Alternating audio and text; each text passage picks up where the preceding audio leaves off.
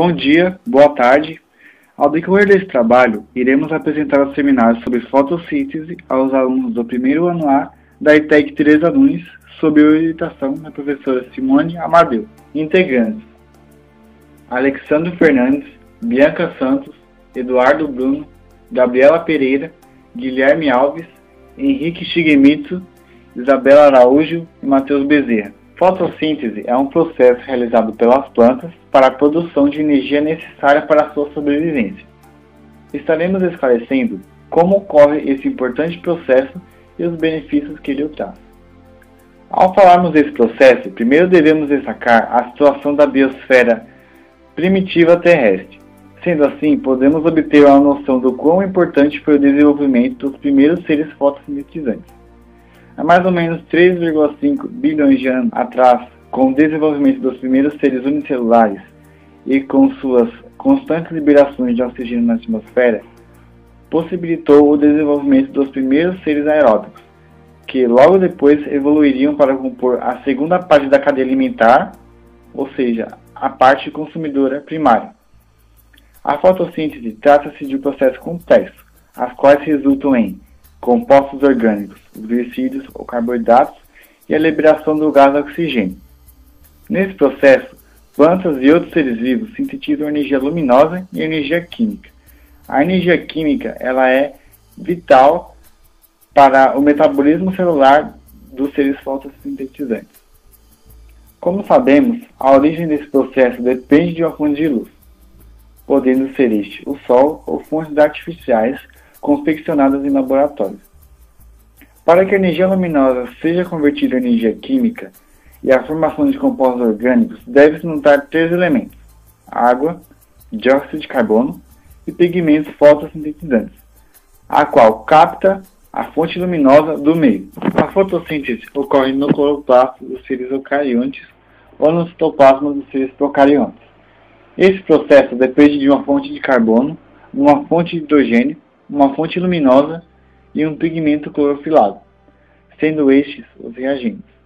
Os produtos são carboidratos, água e gás oxigênio, podendo ser representados dessa maneira: 2 moléculas de H2O mais 1 molécula de CO2 resultam em 1 molécula de CH2O mais H2O mais O2.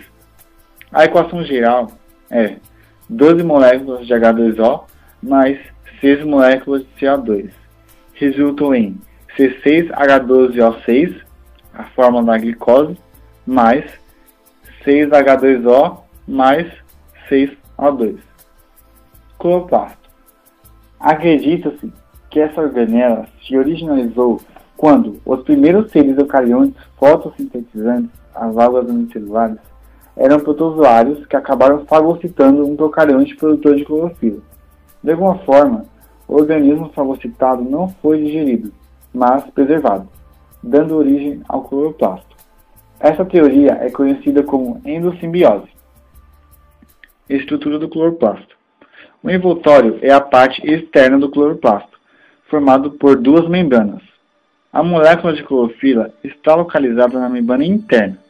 Nessa membrana formam-se pequenas vesículas formadas de discos achatados, denominados tilacoides. E nos tilacoides, onde é realizada a fase fotoquímica da fotossíntese. Os tilacoides podem organizar-se em pilhas, que recebem o nome de grano. E a totalidade dessas pilhas de um cloroplasto denomina-se grano. Entre o envoltório e os tilacoides encontra-se uma substância gelatinosa, o estroma. Ele contém ribossomos, DNA e RNA, que sintetizam certas proteínas do cloroplasto. É no estroma que ocorre a etapa química da fotossíntese. Fase da fotossíntese. Na etapa da fotoquímica, ou a fase clara, ocorre a transformação da energia solar em energia química, que é representada em 2 moléculas, o ATP e o NADPH. Essa etapa se divide em 2 fases. A primeira, a fotolíse da água, e a segunda, a fotofosforilação. A fotolíse da água é a quebra da molécula da água utilizando a energia solar. Ela se inicia com a absorção de energia luminosa por moléculas de clorofila. Essa energia absorvida energiza elétrons de clorofila, os quais são transferidos para uma substância aceptora de elétrons. A clorofila energizada recupera 6 elétrons perdidos, retirando-os da molécula da água. Ao ter os elétrons removidos, as moléculas de água se decompõem em os H+, e os átomos livres de oxigênio. Esses últimos unem-se imediatamente 2 a 2, produzindo moléculas de gás e oxigênio. Essa reação de decomposição da água nada mais é do que uma fotolíse. Já na etapa da fotofosforilização, é formada 2 moléculas químicas, o ATP e o NADPH. Ela é dividida em 2 etapas, a acíclica e a cíclica. Agora eu vou falar um pouco sobre a etapa química ou a fase escura. Nessa etapa se observa um ciclo importante, que é o ciclo de Kelvin ou ciclo das pentoses. Essa etapa é diferente da etapa da fotoquímica. E é importante saber que a fase escura não ocorre apenas à noite ou na falta de luz. O nome é dado pois ao fato dessa fase não necessitar da luz para funcionar. A etapa química ocorre no estroma do cloroplasto, sem usar a energia solar em energia química, ao invés é usada a energia acumulada no ATP. O CO2 absorvido da atmosfera é transformado em glicose por meio da incorporação dos hidrogênios, cedido pelas moléculas de NADPH, formadas na fase clara. Na equação simplificada, nós temos 12H2O, 12 NADP e 18 moléculas de fosfato, que na presença de luz transformam-se em 18 ATP, 12 NADPH e 6 moléculas de oxigênio. Na equação simplificada, na fase química, temos 6 moléculas de CO2, 12 de NADPH e 18 de ATP, que nas enzimas transformam-se em 12 moléculas de NADP, 18 de ADP, 18 de fosfato, 6 de H2O e uma molécula de glicose. Somando e simplificando, temos a equação geral da fotossíntese, que é 12 moléculas de água, 6 de CO2, que passam a ser 6 moléculas de oxigênio e uma molécula de glicose, e 6 moléculas de água. A utilização da luz. A fotossíntese pode ser feita com a luz artificial, mas geralmente é feita com a luz solar. A luz branca proveniente do Sol pode ser decomposta nas 7 cores do aspecto visível, que são observadas na atmosfera sob a forma de arco-íris. As cores são vermelha, laranja, amarelo, verde, azul, anil e violeta. Além dessas cores, o aspecto é formado pelas radiações ultravioletas e infravermelhas, que são invisíveis aos olhos humanos. A luz é essencial para a fase clara da fotossíntese. Nessa etapa, a clorofila, ao ser iluminada, perde elétrons, o que origina vazio na molécula. O destino dos elétrons perdidos e a recuperação desses vazios podem obedecer a 2 mecanismos distintos chamados fotosforização cíclica e a fotosforização acíclica. A intensidade da luz interfere na velocidade da fotossíntese. Quando a intensidade da luz aumenta, a concentração de gás carbônico e a temperatura se mantém constante. Verifica-se um aumento na velocidade da fotossíntese. Absorção da luz. Como ocorre? Sobre a luz, a água se quebra liberando oxigênio. O NADP, molécula de energia, recebe os átomos de hidrogênio da água e transforma-se em NADPH2. A fosforilação e a adição de fosfato em presença de luz, a substância que sofre adição de fosfato é o ADP, formando o ATP. A clorofila participa desse processo. Então, como a gente pode ver aqui na imagem, fica essa equação. A estrutura atômica de determinadas substâncias é tal que as tornam capazes de absorver a luz. Pigmentos fotossintetizantes. As plantas, para realizar a fotossíntese, absorvem as radiações de diferentes comprimentos de onda, existente na luz branca, que seria a luz solar. A clorofila, da cor verde, características da maioria dos vegetais, absorve muito bem a luz nas faixas do violeta e vermelho, refletindo a luz verde, como a luz refletida é a que atinge nossos olhos. Essa é a cor que vemos ao olhar uma folha. Como as plantas aproveitam a luz solar para se desenvolver. Quando a planta tem água, gás carbônico e luz solar, ela consegue produzir o seu próprio alimento, que é a glicose. Durante a transformação de água e do gás carbônico em alimento, a planta libera oxigênio no ar. Toda a glicose produzida no processo de fotossíntese é levada às outras partes da planta, através de vasos condutores, podendo ser usada de diversas formas. Então, como a gente pode ver aqui no esqueminha da imagem, a planta pega o gás carbônico e a energia solar, a água e os sais minerais, e ela transforma tudo isso em alimento, que é a glicose. Então, ela produz o oxigênio. Bom, agora eu vou falar um pouco sobre a clorofila. O nome clorofila foi dado por dois químicos franceses chamados Pierre Pelletier e Joseph Biermann Cavendish. A clorofila é um grupo de pigmentos fotossintéticos que é produzido no cloroplasto das folhagens e em tecidos vegetais. Sua função é captar a luz do sol no processo da fotossíntese. É ela que dá a cor verde para as folhas, e as diferenças nas folhagens são devido à presença de outros tipos de pigmentos. Existem 4 tipos de clorofila: o A, o B, o C e o D. As clorofilas A e B estão presentes em plantas verdes. Nas algas e cianobactérias são encontradas as clorofilas C e D. Os pigmentos envolvidos no processo de fotossíntese são as clorofilas A e B, os carotenoides e as ficobilinas. A diferença entre ambos é mínima. A diferença é que na composição da cadeia lateral a clorofila A é CH3 e na B é CHO.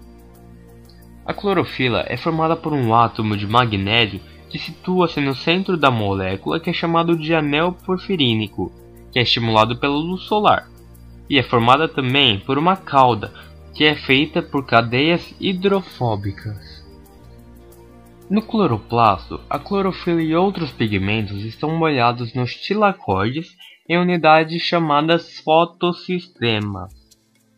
Em cada fotossistema existem cerca de 250 a 400 moléculas de pigmento e consiste em duas partes ligadas, um centro de reação constituído por um complexo proteína de pigmento e um complexo proteico-antena. Nos fotossistemas, há um par de clorofilas localizado no âmago do centro de reação que captam fótons e usam energia para fazer a fotoquímica. Já os pigmentos antena são outras moléculas que fazem a captação da luz solar e estão localizadas em um complexo de proteínas antena. A energia captada é passada de molécula em molécula pelo sistema antena até que chegue no centro de reação, onde estão os pares de clorofila, que oxida-se e fica positivamente carregada, passando um de seus elétrons para outra molécula, que inicia o fluxo de elétrons. Agora vamos falar um pouco sobre a fotofosforilação, na qual ela é totalmente dependente da luz, pois é uma etapa que participam as clorofilas no interior das tilacoides. Nessa etapa, a clorofila é iluminada pelos raios solares e perdendo elétrons. Essa perda de elétrons e reocupação deles é o que dá o seu nome, que é a fotofosforilação. Ela é dividida em duas partes, a fotofosforilação cíclica e acíclica. Como vemos em slides anteriores, temos o fotossistema 1 e o fotossistema 2. Agora vamos entender para que eles servem. Na fotofosforilação cíclica, participa o fotossistema 1 e predomina a clorofila A. Nesse fotossistema, ao ser iluminado, perde um par de elétrons. Determina-se na clorofila um vazio de elétrons. O par de elétrons perdido é recolhido por citocromos, que são substâncias que aceitam novos elétrons, tornando-se instáveis e mudando esses elétrons para outras moléculas. Quando passam pelos citocromos, os elétrons perdem energia, que é feita na fosforilação, produção de ATP por causa da união de molécula com o ADP. Após a passagem pelos citocromos, os elétrons voltam para a clorofila, ocupando o vazio que deixaram. Como os elétrons voltaram para a célula, é chamado de cíclico. Agora, na fotofosforilação acíclica, participam os dois tipos de fotossistema, o 1 e o 2. A clorofila A, iluminada, perde um par de elétrons que são recolhidos. A clorofila B, iluminada também, faz o mesmo processo, perde um par de elétrons que passam por citocromos e ocupa o vazio deixado pela clorofila A. Durante a passagem dos elétrons pelos citocromos, liberam energia e produção de ATP. Como os elétrons da clorofila A não voltam para preencher o vazio que deixaram, é chamado de fotofosforilação acíclica. Agora, vamos entrar na fase escura da fotossíntese, onde vai ocorrer a fixação de carbono e o ciclo de Calvin. No ciclo de Calvin, ou ciclo das pentoses, o gás carbônico participa de várias reações químicas que resultam na produção de carboidratos. Essa sequência de reações ocorre no estroma do cloroplasto, fora dos tilacoides, e não necessitam a presença de luz. Por isso estão na fase escura, embora precise de ATP e NADPH2 que são formados na fase clara. Aqui temos uma imagem que mostra como é o ciclo de Calvin. Ele começa com uma molécula de carbono que tem apenas um átomo de carbono. Se fixa em uma enzima conhecida como ribulose difosfato ou RUDP, que tem 5 átomos de carbono formando um composto de 6CO2. Depois as moléculas de ATP quebram esse composto e produzindo 2 moléculas de 3 carbono ou 2 moléculas de ácido 3-fosfoglicérico, conhecido como PEGA. Depois dessa quebra, o ATP torna-se NADPH. Essas reações formam 6 moléculas de aldéio fosfoglicérico, mais conhecido como PEGAL. A cada 6 PEGAL, 5 são usados na regeneração da ribulose e uma é usada na formação de composto orgânico como a glicose. Portanto, é necessário que esse ciclo ocorra 6 vezes para que seja formada uma molécula de glicose.